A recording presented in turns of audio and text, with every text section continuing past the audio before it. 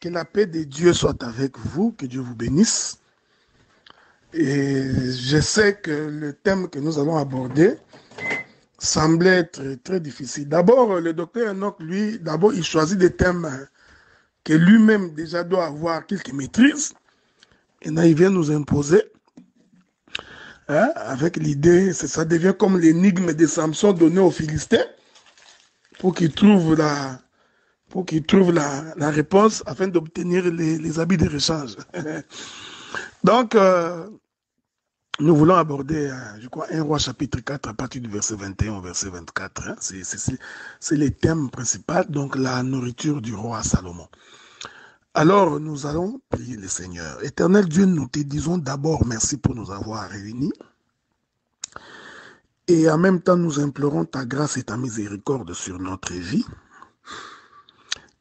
Qu'il faille que tu considères l'œuvre de la croix, là où tu as versé de ton sang pour que nous nous soyons pardonnés et agréés dans ta présence. Si, d'une manière ou d'une autre, éternel Dieu, nous nous sommes écartés de tes voies, nous te prions, éternel, de ne pas nous abandonner et de ne pas nous délaisser, parce que nous sommes la postérité d'Abraham. Conduis-nous sur ce chemin, rassure notre marche, combat pour nous, Seigneur, les attaques de partout, que les flèches de l'ennemi ne puissent pas nous atteindre.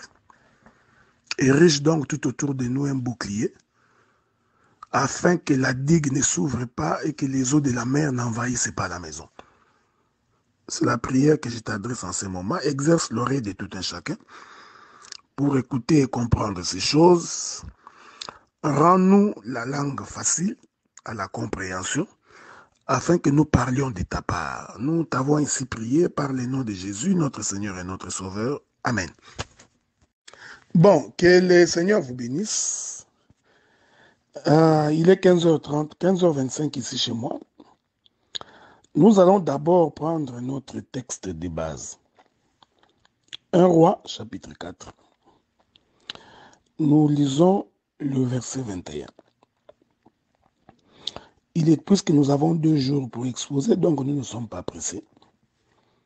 Nous commençons. Le verset 21, il est écrit. Nous lisons. Souffrez parce qu'il y a des appels qui rentrent ici, ce qui n'est pas une bonne chose. Bon. Voilà, je disais que nous lisons. Il est écrit, Salomon dominait encore sur tous les royaumes, depuis les fleuves jusqu'au pays des Philistins et jusqu'à la frontière d'Égypte. Il apportait des présents, ils furent assujettis à Salomon tous les temps de sa vie.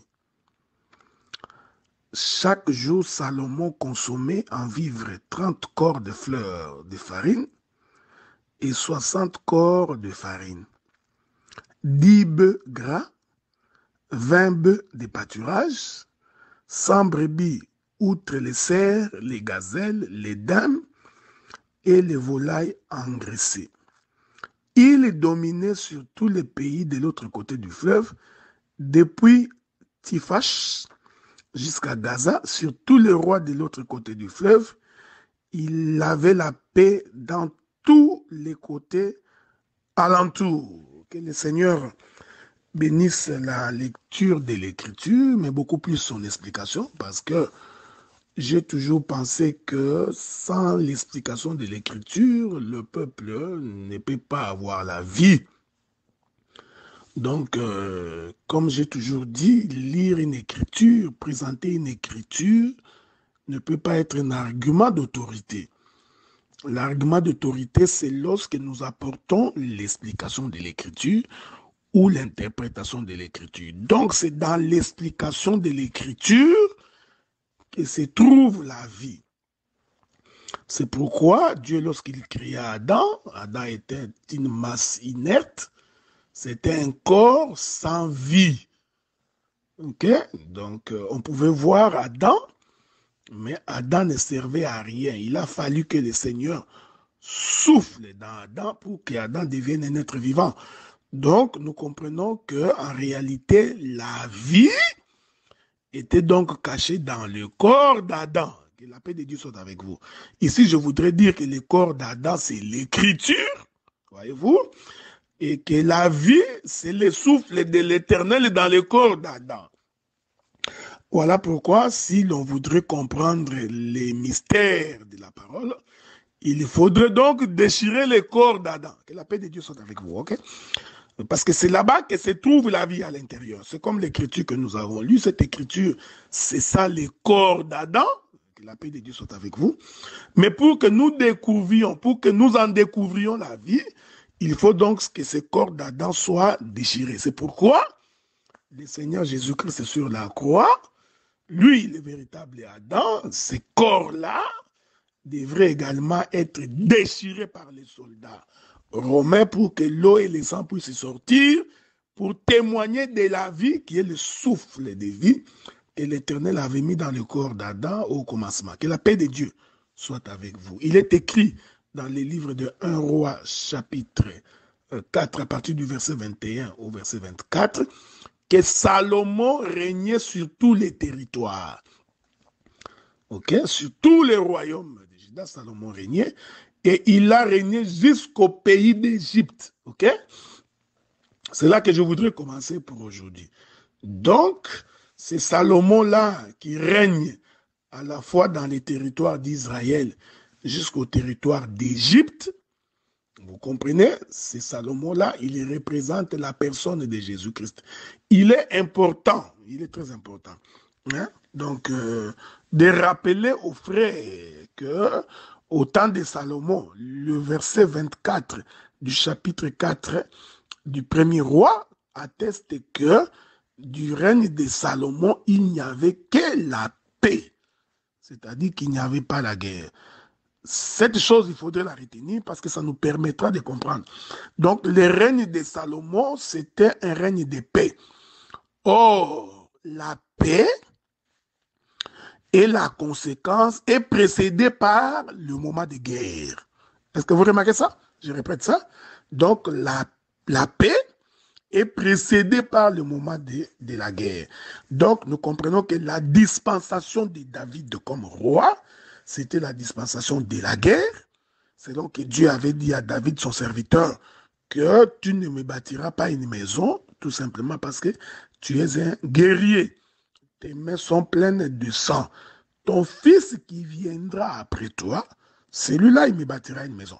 Donc, la dispensation de David, c'est la dispensation de la guerre. OK? Donc, c'est la dispensation de la loi. C'est très important de les retenir. Et quand Salomon monte au trône, Salomon va donc instaurer la paix, c'est-à-dire c'est la dispensation de la grâce. Je voudrais le dire autrement. C'est la dispensation de la paix. OK? Et c'est pendant cette dispensation de la paix que Salomon est en train de manger. C'est très important de retenir cela.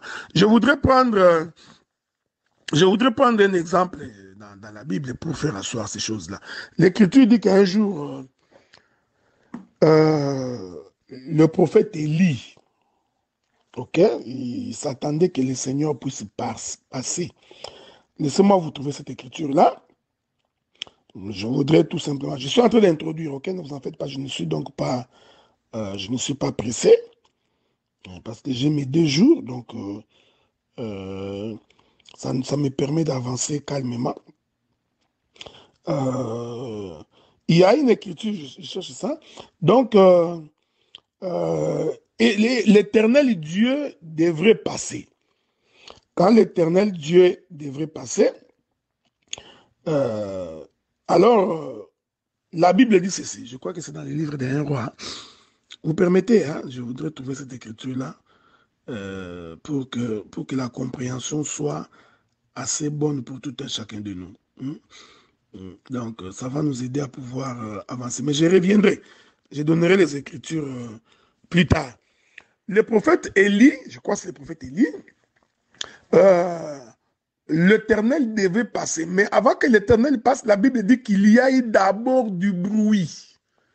Il y a eu du bruit, il y a eu de la tempête.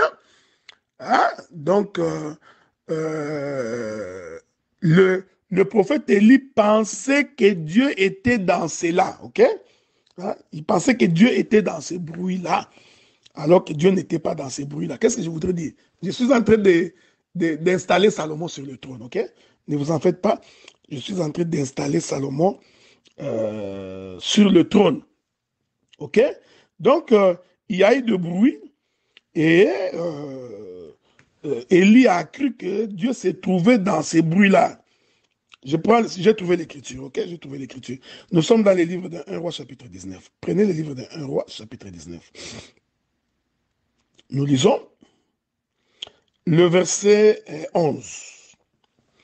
L'Éternel dit, sors, tiens-toi dans la montagne devant l'Éternel. Et voici l'Éternel passa. Et devant l'Éternel, il y eut un vent fort. Est-ce que vous me suivez? Et violent qui déchirait les montagnes, qui brisait les rochers de l'Éternel.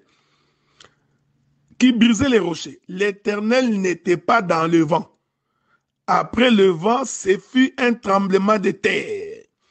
L'Éternel n'était pas dans le tremblement de terre. Après le tremblement de terre, un feu. L'Éternel n'était pas dans le feu. Après le feu, un murmure doux et léger. Que Dieu vous bénisse.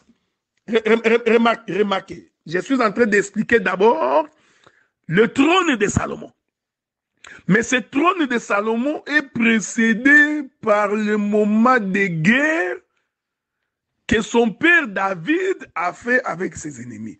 J'explique que ce moment de guerre-là que David a fait, c'est une dispensation. J'ai dit c'est la dispensation de la loi. Ok? C'est la dispensation où Dieu cache les choses. C'est la dispensation où Dieu n'est pas révélé. Ça, ce sont des choses que vous connaissez. Comme je suis en face des grands lecteurs de la Bible, et dans une assemblée des premiers-nés, je peux donc avancer sans crainte d'avoir bousculé quelqu'un. Okay? Que la paix de Dieu soit avec vous. Nous continuons, ok? Il est bon, hein? Il est bon. Le Dieu de paix, le Dieu qui nous soutient. Remarquez. Donc, ce moment ici où David règne avec ses mains pleines de sang, c'est le moment de la loi. Mais le temps où Salomon est en train de régner, c'est 1 roi, chapitre 4, verset 21. Il y avait la paix dans tous les alentours. Ok? Donc, Salomon était un roi de paix. Je suis rentré visiter le prophète Élie. Écoutez ce que l'Écriture dit. L'Écriture dit, ok? L'Éternel voudrait sortir. L'Éternel voudrait sortir. J'aime la Bible, frère. L'Éternel voudrait sortir, mais avant que l'Éternel ne sorte, il y a eu 3 mouvements. Je vais les répéter pour vous. Les 3 mouvements-là représentent les sacerdoces de David avant Salomon. Regardez. Premier mouvement. Il y eut un vent fort qui déchirait les montagnes, qui brisait les rochers. Ça, c'est le premier.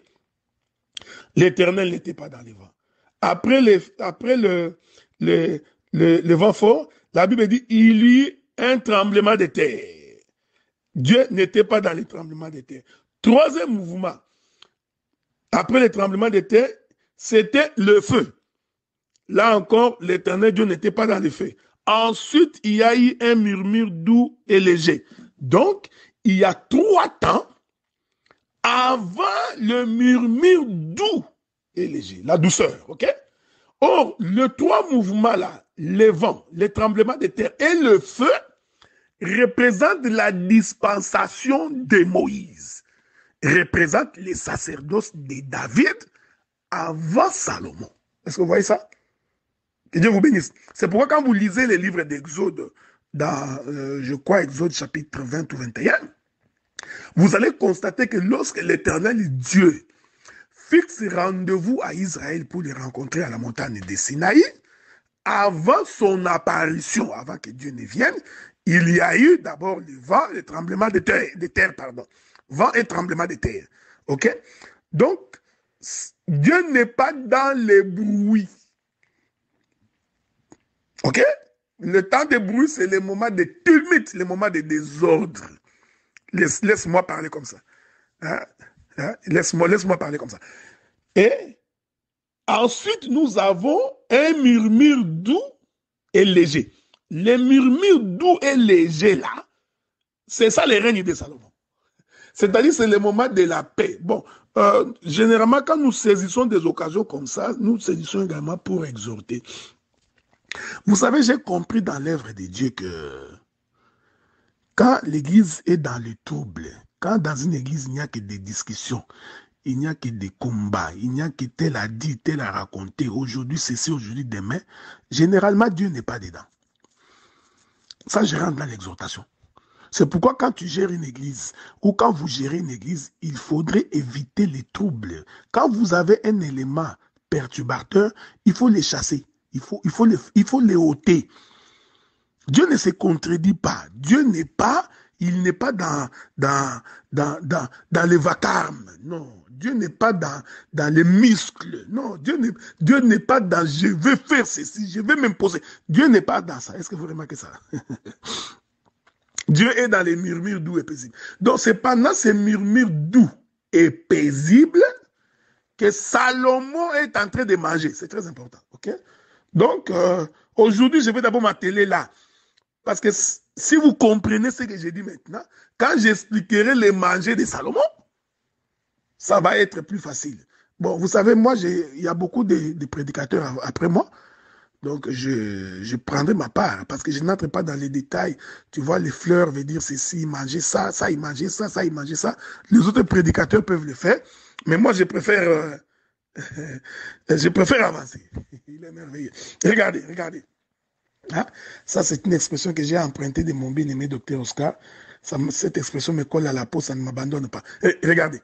Donc, nous voudrions dire que le sacerdoce de Salomon, le règne de Salomon, parce qu'au temps de la paix, c'est à ce temps-là qu'on mange calmement. Ok? C'est à ce moment-là qu'on mange calmement. Mais avant que Salomon ne monte sur le trône et qu'il commence à manger calmement parce qu'il y avait la paix, il y a d'abord le sacerdoce de son père qui l'a précédé. Et ce sacerdoce-là qui l'a précédé, nous sommes en train d'expliquer que c'est le temps de la loi. C'est pourquoi j'explique que les murmures, non, pardon, j'explique que le vent, le tremblement de terre et le feu représentent en réalité les sacerdoces de Moïse. Vous conviendrez avec moi que les sacerdoces de Moïse, remarquez, c'est la loi, les psaumes et les prophètes. Ok? Ça, personne ne peut me contredire là-dessus.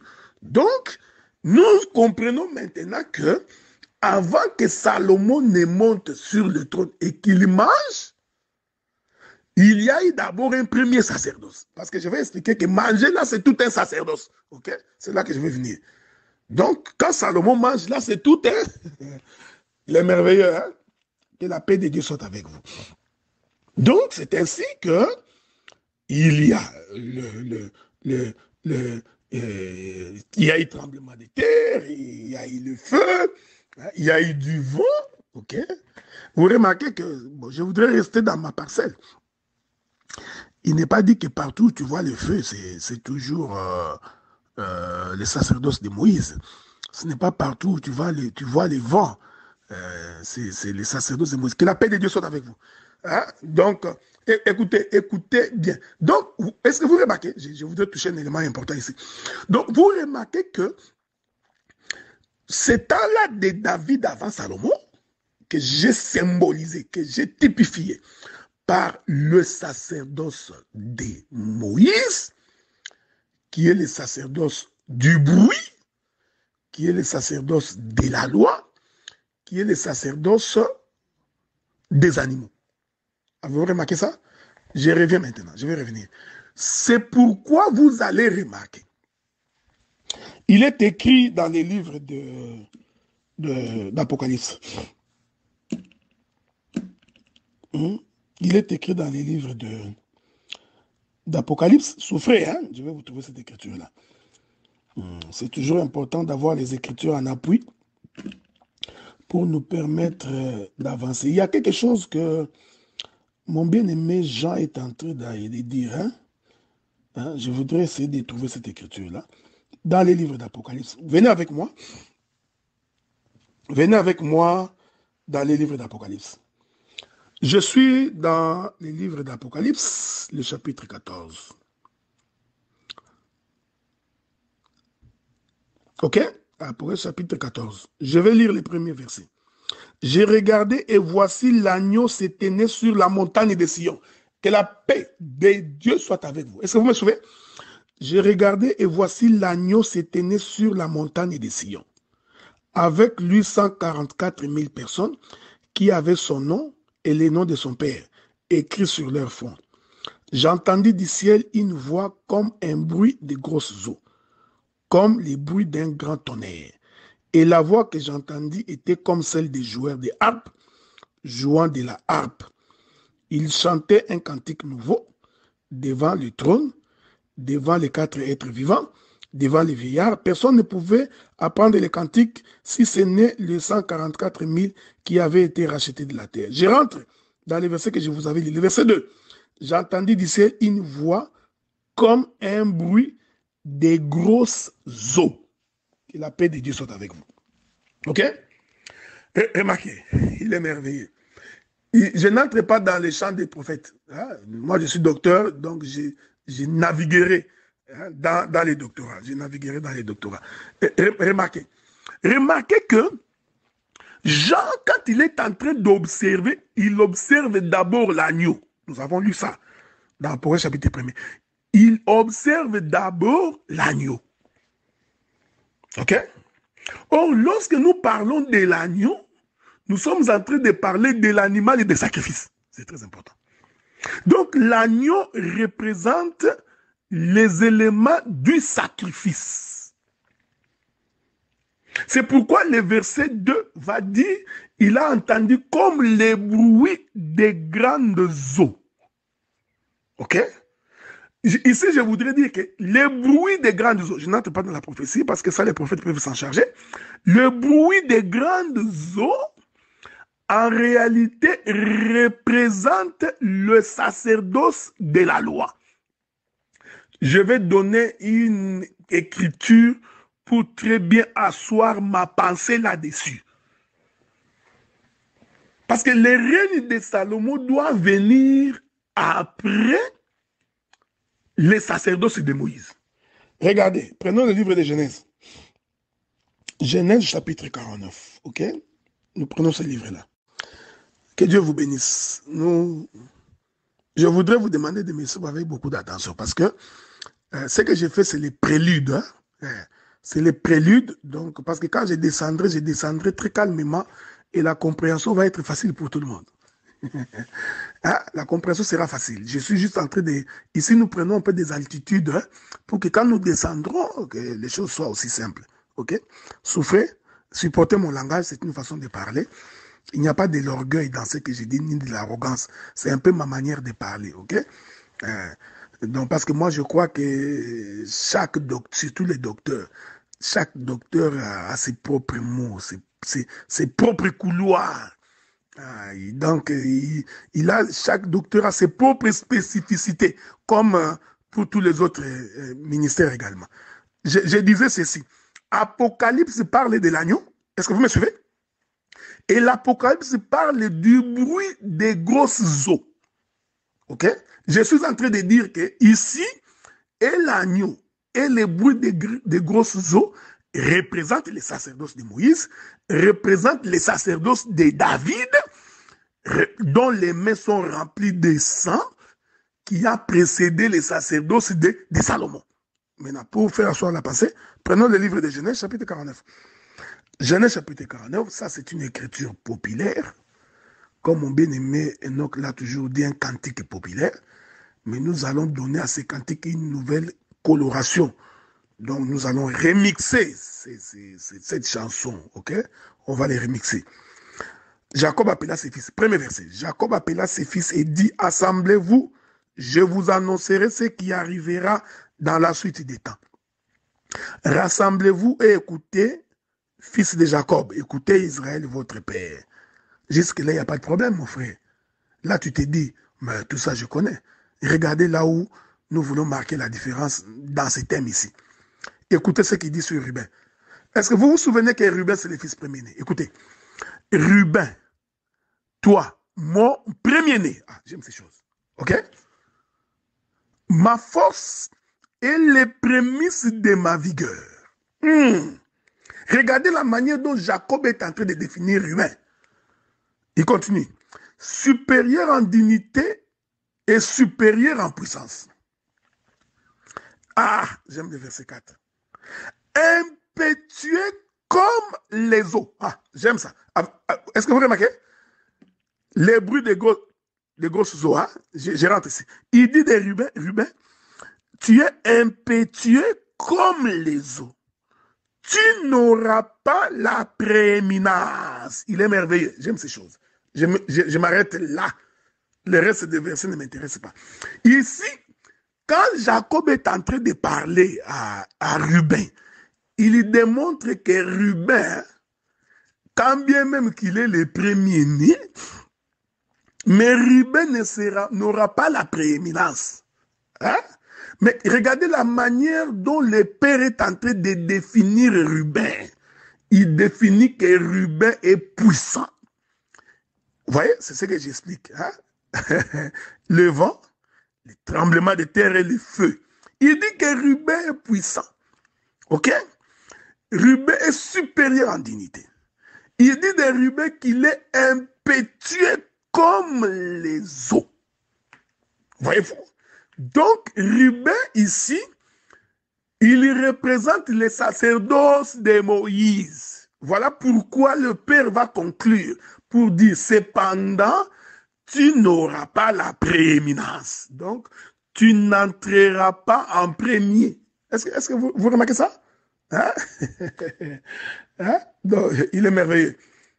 Ici, que le ciel t'ouvre les yeux pour voir, ok? Le père Jacob, donc, il confirme que Ruben ne sera pas le premier. Cependant, quand il a commencé, il a dit que tu es mon premier-né. Mais il démontre que malgré le fait que tu es le premier-né, toi puissant, impétueux, en dignité, élevé, supérieur, toi qui es impétueux comme les autres, ok? Cependant, tu ne seras pas le premier. Tu n'auras pas la primauté. Quand le père Jacob dit cela, il est en train d'établir la loi sur le premier sacerdoce et le deuxième sacerdoce. Est-ce que vous remarquez cela? Donc, le premier sacerdoce, c'est le sacerdoce du bruit. C'est pourquoi, quand on arrivait dans le parvis, quand on arrivait dans la partie extérieure du temple, où l'on sacrifiait des animaux, la scène observée, c'était d'une violence impossible. Les sacrificateurs coupaient les animaux, la tête. Il y a des animaux qui bêlaient à gauche comme à droite. Il y a les chèvres, permettez l'expression, et les boucs qui pleuraient. Les moutons qui criaient. Non, pas parce que les moutons ne crient pas. Les vaches qui criaient. Donc, cette scène-là représente exactement les mains pleines de sang de David. Est-ce que vous remarquez cela? C'est pourquoi nous expliquons d'abord cette dispensation-là comme étant la dispensation de la loi. Pour venir faire asseoir que lorsque Salomon monte au trône et qu'il y règne la paix et que Salomon est en train de manger, ce temps-là, c'est aussi une autre dispensation. Ok? C'est la dispensation de la grâce. Mais nous allons l'expliquer probablement demain avec des écritures à l'appui comment cela se passe exactement. Je voudrais ajouter une autre écriture. Je voudrais ajouter une autre écriture. Voyez-vous, frères, nous sommes en train de donner l'intelligence des écritures. OK? Donc, pour que les choses soient aussi claires que pour beaucoup, Actes des Apôtres. Voilà. Est-ce que vous, j'aimerais que vous me Que vous me suiviez, hein? Suivez-moi bien. Je répète d'abord ce que j'ai dit à propos de Ruben. Je vais répéter ça. Quand le père Jacob dit de Ruben que tu es impétueux comme les eaux, j'ai dit, parce que l'impétuosité, c'est de la puissance. OK? Et j'ai dit que cette impétuosité puissante, c'est un sacerdoce. C'est un sacerdoce. C'est le sacerdoce de la loi. C'est-à-dire, c'est le sacerdoce qui a précédé le sacerdoce de la grâce dans lequel nous vivons aujourd'hui. OK? Bon, Dieu parla tantôt d'une manière, tantôt d'une autre. L'homme ne prend point garde. C'est pourquoi je vais essayer de prendre d'autres écritures de la Bible pour expliquer la même pensée. OK? Peut-être qu'ici, tu ne comprendras pas, mais quand nous toucherons d'autres éléments, tu comprendras. Vous savez, un jour, le Seigneur, il répondait à Pilate et aux autres. Il leur dit, j'étais ici avec vous tous les jours. J'ai prêché en public dans les temples tous les jours. Qui d'entre vous a mis la main sur moi? Ici, je voudrais dire que quand Jésus parlait là, c'est tout un sacerdoce. Il représentait David. C'était un combattant. Pourquoi? Parce qu'il était en train de chasser les démons. Il était en train de ressusciter des morts. Il était en train de guérir le mal. Jusque-là, Jésus n'était pas encore mort. Que la paix de Dieu soit avec vous. OK? Il dit, allez, dites à ces renards. OK? Je prêche aujourd'hui. Demain, après-demain, je m'en irai. Et pendant qu'il disait ça, il était en train d'opérer des miracles. Que la paix de Dieu soit avec vous. Écoutez-moi bien, frère, écoutez-moi bien. Mais les jours où il se retrouve devant Pilate, c'était un homme doux. On l'accusait de partout, il ne disait plus un mot. Cependant, c'était un homme puissant. Ici, je voudrais dire, le temps où Jésus était puissant avant de se retrouver devant Pilate et pour aller mourir, ce temps-là, c'est Ruben. Voilà. C'est le temps de l'impétuosité du vent. C'est le sacerdoce de Moïse. Avez-vous remarqué ça? C'est le sacerdoce de David. Que la paix de Dieu soit avec vous. Je vous reviens. Hein? Je vous reviens. Donc, j'aime ces choses. Que Dieu te bénisse, mon bien-aimé. Donc, parce que des fois, quand tu donnes des thèmes comme ça, tu nous permets de nous exercer. Ah, tu nous permets de nous exercer. Que la paix de Dieu soit avec vous. Je vous reviens. Que le Seigneur vous bénisse. Donc, nous continuons. Donc, ici, là, nous sommes en train d'aborder la 4e partie. Parce que nous irons jusqu'à la 6e partie. Hein? Donc, 6 des tranches de 10 minutes, 1 heure. Donc, ça prend quoi? Ouais, ça prend 6 parties. Okay. Écoutez bien, mes frères. Donc, tout ça, il est merveilleux. Tout ça, c'est pour expliquer ce qui précède le règne de Salomon, ok? Qui règne dans la paix, dans la tranquillité. Regardez, je suis en train de lire, je voudrais ajouter une écriture. Avant d'aller avant que j'aille sur Actes des Apôtres, je voudrais d'abord lire une écriture, encore une autre écriture. Parce que moi, j'ai toujours pensé que jusqu'à la croix, tout ce que nous voyons là, c'est les sacerdoces de Moïse. Même quand Jésus marchait sur la terre là, c'était les sacerdoces de Moïse, ok? Alors la Bible dit ceci. La Bible dit que Jésus se trouva dans les jardins de Gethsemane. Je suis dans les livres de... dans les livres de Matthieu. Prenons les livres de Matthieu. Je prends les livres de Matthieu. Nous lisons ceci. Je suis dans le livre de Matthieu, chapitre 25, verset 48. Celui qui les livrait leur avait donné ces signes. Celui qui je baiserai, c'est lui, saisissez-les. Aussitôt s'approchant de Jésus, il dit, salut, Rabbi. Il les baisa. Jésus lui dit, mon ami, ce que tu es venu faire, fais-le alors. Alors ces gens s'avancèrent, mirent la main sur Jésus et le saisirent. Et voici un de ceux qui étaient avec Jésus étendit la main, tira son épée, le frappa, le serviteur du souverain sacrificateur, et lui emporta l'oreille. J'aime Matthieu, la manière dont il relate les faits. Hein? Regardez comment Matthieu ne nous dit pas que c'était Pierre. Hein? Alors Jésus lui dit, remets ton épée à sa place, car tous ceux qui prendront l'épée périront par l'épée. Penses-tu que je ne puisse pas invoquer mon Père qui me donnerait à l'instant plus de 12 légions d'anges? Ok? Regardez maintenant, ce n'est pas fini. Ça, c'est la version de Matthieu. Ok? C'est pourquoi quand tu lis la Bible, c'est comme les pays de Canaan, il faut parcourir les pays.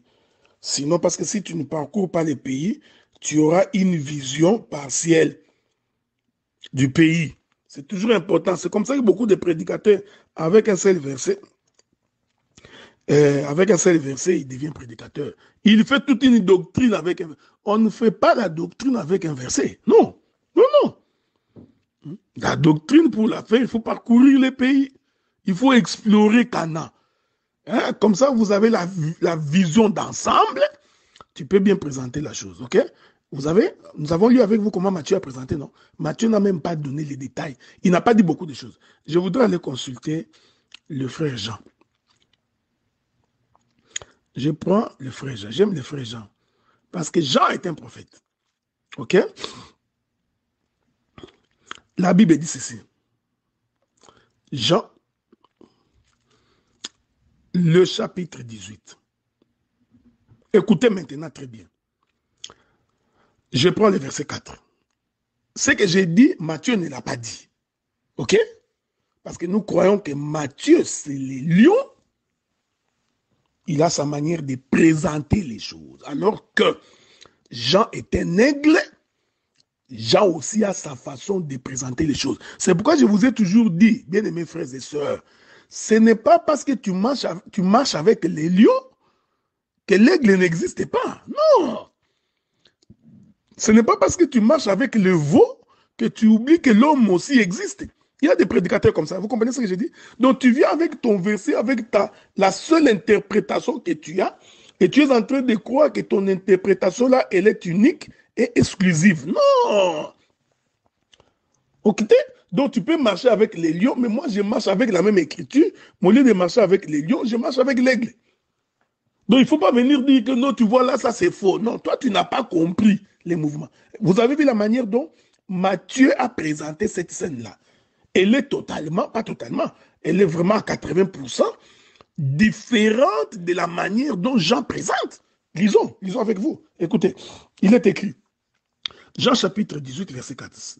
Jésus, sachant tout ce qui devait lui arriver, s'avança et leur dit, qui cherchez-vous? Il lui répondit, Jésus de Nazareth. Jésus leur dit, c'est moi.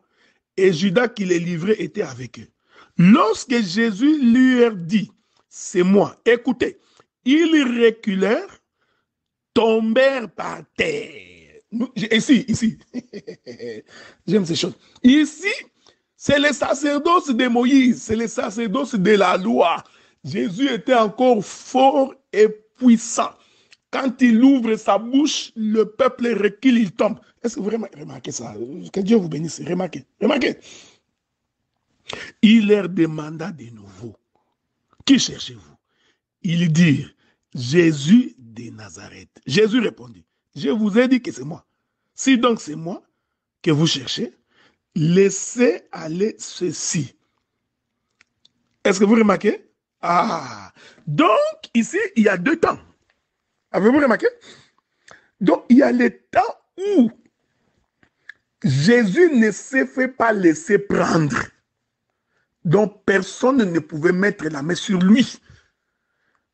Ici, je voudrais dire, c'est le vent impétueux, c'est l'impétuosité des eaux. Donc, il leur posé la question, qui cherchez-vous? Ils répondirent, Jésus de Nazareth. Il leur dit que c'est moi. Dès qu'il dit que c'est moi, ils reculèrent et tombèrent. Je voudrais exhorter un tout petit peu. Qu'est-ce que je voudrais dire? En réalité, au temps de la loi, le peuple ne pouvait pas supporter cette parole. Donc, ces gens-là qui sont tombés là, ils représentent Israël. Vous voyez? Pourtant, c'était bien Jésus qui parlait. Mais la voix de Jésus, c'était comme le tonnerre. La voix de Jésus, c'était le tremblement de terre. La voix de Jésus, c'était le vent fort. La voix de Jésus, c'était le feu. Ici, remarquez cette chose, les soldats là représentent la maison d'Israël, représentent les sacerdotes de Moïse, qui ne pouvaient pas résister à la loi de Dieu. Est-ce que vous remarquez ça? Est-ce que vous comprenez ça? Nul n'est besoin pour moi de rentrer encore dans les déserts, parce que si je rentre dans les déserts, je vous donnerai beaucoup d'éléments. Israël qui demande à ce que Dieu vienne leur parler, le Seigneur décide par Moïse que je viendrai. Nous arrivons le matin, le Seigneur s'apprêtait pour venir. La montagne était tout en feu. Hein? Donc ça brûlait de partout. Israël ne pouvait pas écouter. Israël dit, nous ne pouvons pas l'écouter, c'est impossible. Il n'y a que des tonnerres. Mais cependant, Moïse écoutait Dieu dans ses tonnerres. Que la paix de Dieu soit avec vous. Maintenant, quand nous vous disons que, ouais, c'est là où nous disons que nous sommes différents des branhamistes. Okay? Cette manière de prêcher ici est totalement différente des branhamistes. C'est pourquoi je vous ai toujours dit, il ne faut jamais aller combattre sur le terrain des branhamistes, non. Il faut amener les branhamistes sur le terrain de l'évangile. Ça là, un branhamiste ne peut pas voir ça. Vous allez faire les débats avec eux sur les 7 sceaux, la sémence des serpents, des choses qu'ils ont lues dans les brochures. C'est normal qu'il y ait un débat. Mais si tu les amènes ici, sur ce terrain, un branhamiste aveugle, il ne verra rien. La manière dont nous entrons, nous sortons, comme Moïse entrait et sortait avec le peuple, comme Josué qui rentrait et sortait avec le peuple. Un branhamiste ici, il ne peut pas voir ce que j'ai dit. Il ne verra pas. Honnêtement, là. C'est pourquoi je vous ai toujours dit que nous sommes la promesse qui a été faite, que la connaissance augmentera, nous sommes en train de la vivre là maintenant. Et nous croyons qu'après notre génération, celle qui viendra après, la connaissance aussi augmentera. Ça, nous le croyons, frère. Nous sommes ici à la période des téléphones de la 5e génération. C'est 5G, frère, c'est 5G. Donc la vitesse de la connexion est rapide, ok? Bon. Des fois, quand je dis comme ça énerve beaucoup. Il ne faut pas te fâcher. C'est une façon de parler. Hein, c'est la 5e génération, frère. C'est la 5e génération. 5G, ok? Donc, écoutez. Donc, mon bien-aimé John Loki, là, tu comprends qu'ici, c'est 5e génération, hein, mon frère. Je sais que si je viens dans les domaines de la connaissance, de vérification, qu'est-ce qui a été dit en histoire, là, tu vas m'avoir. Je suis sûr et certain que tu m'auras. Mais ici, nous voltigeons un peu. Remarquez. Donc, vous comprenez ce que j'ai dit? Donc, quand Jésus est en train de dire que c'est moi et que ce peuple-là tombe, c'est pourquoi tous ceux qui ont vécu sous la loi sont tombés. Personne n'a été justifié par la loi. La loi n'a justifié personne. C'est ça, les militaires qui tombent. Oh, ces militaires-là qui tombent, c'est ça David qui est en train de faire tomber les ennemis. J'aime ça. C'est ça les sacerdoces de David dont les mains sont remplies de sang. Hein? Ok? Que le Saint-Esprit t'aide à comprendre ces choses. Ok, je vous reviens. Que l'amour de Dieu qui surpasse toute intelligence puisse marcher avec vous. Je profite de l'occasion pour saluer tous les honorables ministres de la parole. Ceux qui sont épris de justice, de bon sens. Ceux qui sont pour nous un modèle. Ceux qui sont pour nous une référence. J'ai toujours béni les hommes qui nous ont amenés à comprendre ces choses. Peut-être, vous savez, lorsque les patriarches, les Jacob, les Isaac, Abraham, les prophètes, lorsqu'ils étaient en train de vivre leur vie, par eux-mêmes, ils ne savaient pas que ce qu'ils faisaient, c'était des prophéties. Hein? Quand Jonas monte dans un bateau, il va, on le jette dans l'eau, il est avalé par un poisson, et puis 3 jours après, le poisson le vomit. Quand Jonas vivait ça, pour Jonas, c'était sa vie. Mais il n'avait pas compris que la vie qu'il était en train de mener, là, cette vie-là, c'était toute une prophétie. C'est ce que j'ai toujours dit à ceux qui nous ont prêché l'évangile, hein, que nous appelons communément Père. Je suis en train d'espérer que nous ferons également un enseignement sur cette notion-là, parce que cette notion-là de Père m'agace un peu, mais ce n'est pas l'objet, mais on en parlera. Donc, ces hommes de Dieu-là, lorsqu'ils nous prêchaient cet évangile, je crois même par eux-mêmes, ils ne s'imaginaient pas que cet évangile prendra l'allure qu'il a pris aujourd'hui. Est-ce que vous comprenez? Ils ne s'imaginaient pas que cet évangile que nous prêchons allait prendre cette dimension. Et j'ai toujours dit qu'ils devraient être fiers de nous. Ils devraient. Quand ils nous regardent, c'est ça un père. Donc tu es fier d'un travail accompli.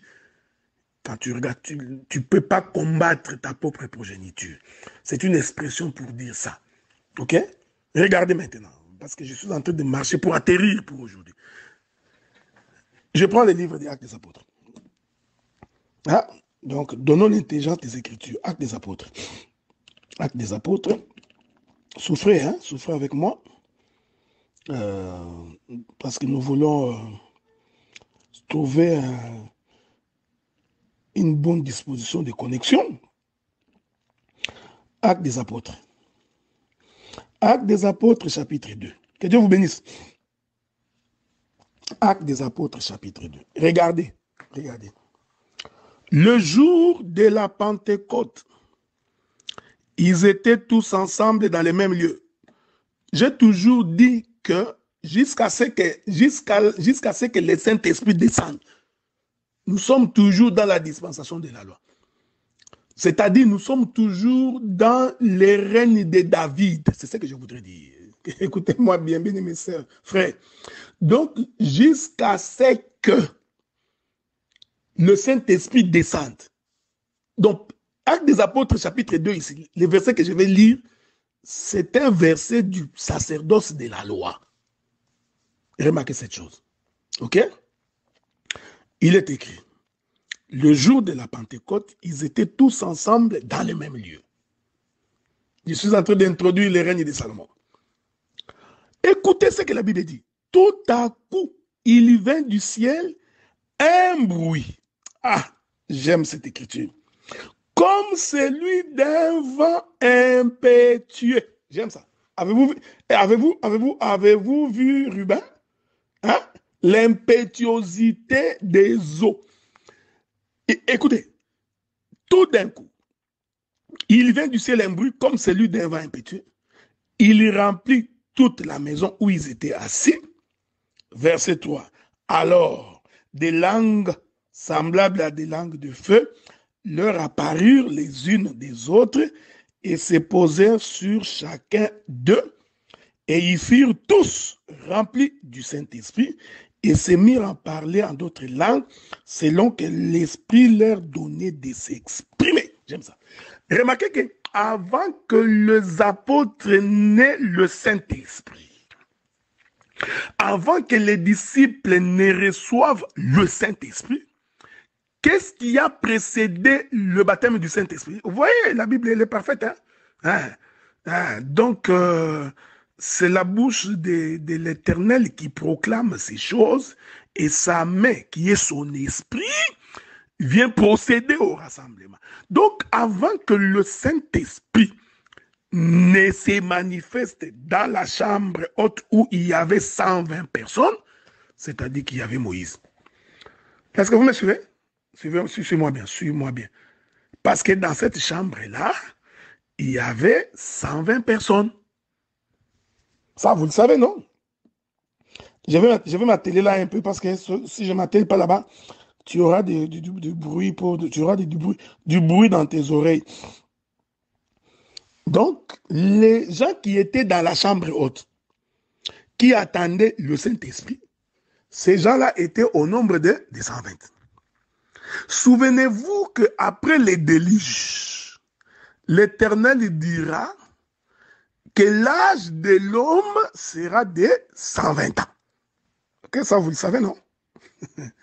Maintenant, quand nous lisons toute notre Bible, à moins que je ne me trompe, mais je suis sûr que je ne peux pas me tromper, parce que j'ai parcouru le pays de Canaan. Quand j'ai lu toute ma Bible, la seule personne qui est morte à 120 ans, c'est Moïse. Je répète ça. Permettez que je puisse répéter ça. Ok? Il est merveilleux. Il est merveilleux cette parole. J'aime ça. Que Dieu soit loué.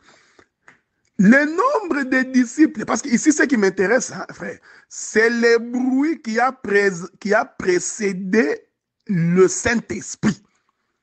C'est ce bruit-là qui m'intéresse. Oh, je vous avais dit, le bruit et le vent, l'impétuosité représentent tout un sacerdoce. Je vous l'avais dit, non? Je vous l'avais dit ça. Donc, avant que Salomon ne monte sur le trône, pour que la paix règne, il y a précédemment ce sacerdoce-là. C'est ce que j'explique pour aujourd'hui. Demain, je vais expliquer qu'il est sur le trône, il est en train de manger. Ouais, donc, honnêtement, quand on est branché, certains sont déjà arrivés. Donc, je vous ai donné les yeux avant même d'arriver. Hein? Maintenant, vous avez des couloirs pour venir prêcher après. Hein?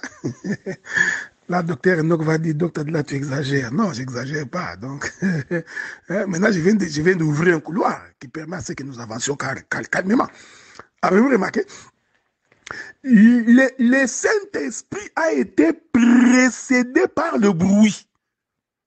La Bible dit qu'il y a eu un bruit qui venait du ciel, il y a eu une impétuosité de ces vents-là. Mais ici, je voudrais dire qu'il s'agit de Moïse. Pourquoi je dis qu'il s'agit de Moïse? Parce que le nombre de disciples qui étaient dans la chambre haute, là, était au nombre de 120.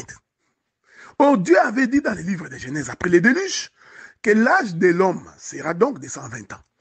J'ai parcouru toute ma Bible, j'ai vu des gens, même après le déluge, qui ont vécu plus de 120 ans. J'ai lu ça, il y en a.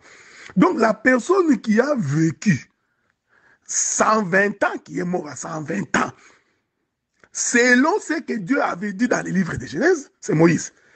Donc, l'homme à qui Dieu a déterminé l'âge de 120 ans, c'était donc Moïse.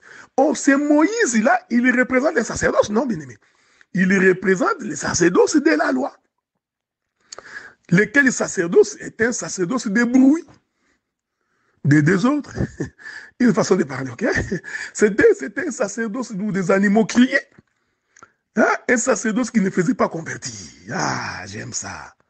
C'est pourquoi, dans la chambre haute, nous avions 120 personnes. Écoutez, les 120 personnes-là représentaient en réalité Moïse.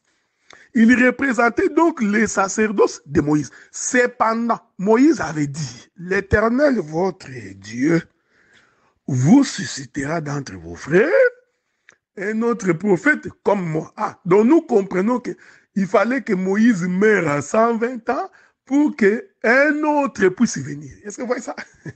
Donc ici, les 120 Moïse, c'est ça David. C'est ça David. C'est ça David. Hein? Que Dieu vous bénisse. C'est ça David. Il est merveilleux, hein?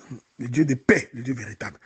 Donc, avant la venue du Saint-Esprit, nous avons du bruit. Ces bruits-là représentent David, représentent les sacerdoces de Moïse, représentent les temps de la loi. C'est pourquoi ils étaient au nombre de 120.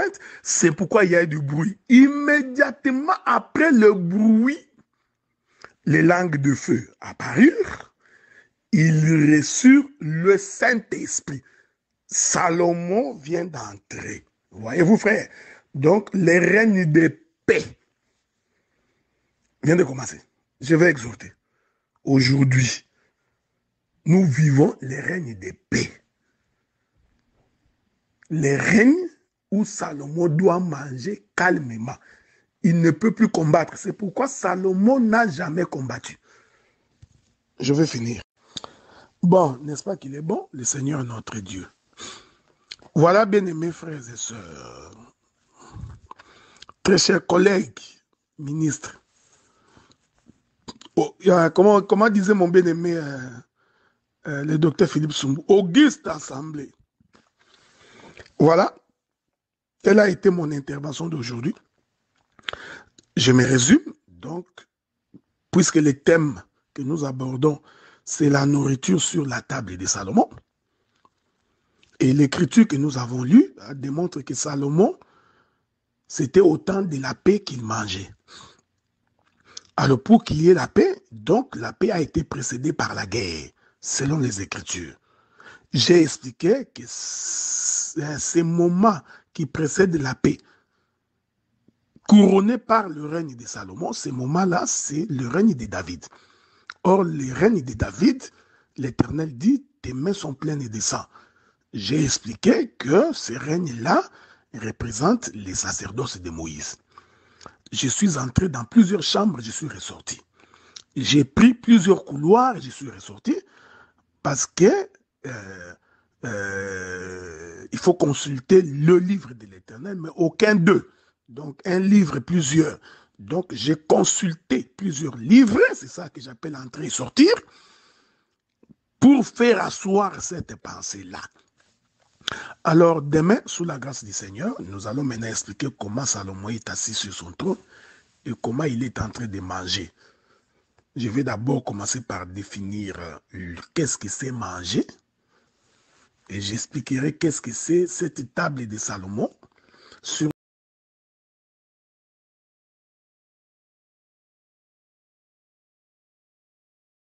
Nazakomata ngai, nazakomata ngai, nga naza